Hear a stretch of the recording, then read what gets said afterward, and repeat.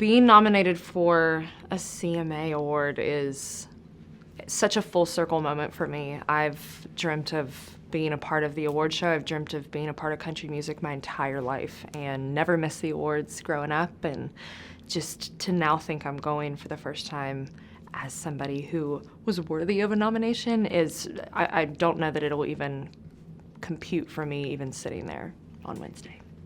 Any teasers for our performance? Just that you're gonna get a lot of girl power. I think it's amazing how many women are performing this year and just a part of the show in general. Women are a huge part of our genre, and I think that in years past, especially since I moved to town 10 years ago, we've had a lack of them, and I think this year shows very much that we're in a good place and that we're in the right direction, and that there are a lot of amazing women doing amazing things, all the way from Dolly to now my generation. So it's a good time to be a lady in country. I'm really looking forward to Willie and Casey. I'm a huge Willie fan.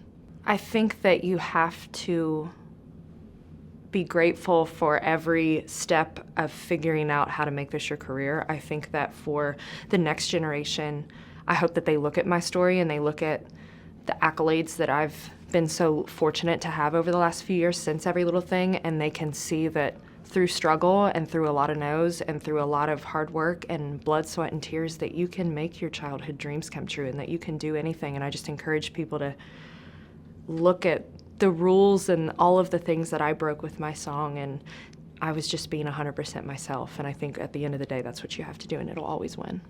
Again, I have dreamt of being a country artist my whole life, so being able to now be a part of the Country Music Hall of Fame with the American Currents exhibit and getting to do a web series with them, I'm now a part of history, and that's surreal. And I dreamt of singing on the Grand Ole Opry my whole life, and now I'm about to play my 73rd performance. And these are things that, as an artist, I feel like it's my duty as one of the new faces of country to keep that alive, keep the Hall of Fame alive, keep the Grand Ole Opry alive, preserve the parts of our history and of our genre that make it unique.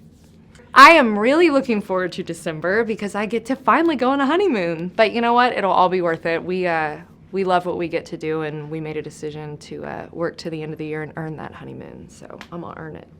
I played a radio show with Luke Combs a few years ago, and it was, I think Hurricane had just come out, and I just loved his voice, and I knew that he loved 90s country and old school country the way that I did, and I told him that night after the show, I said, I want to write with you.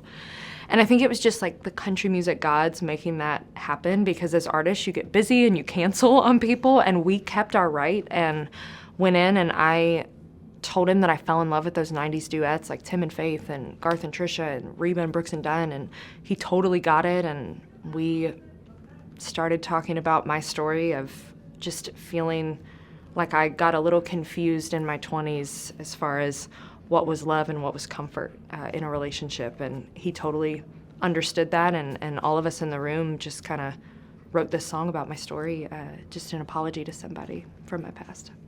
I am so excited that my second record is coming out on Valentine's Day 2020. I've had so many things happen to me in the last few years.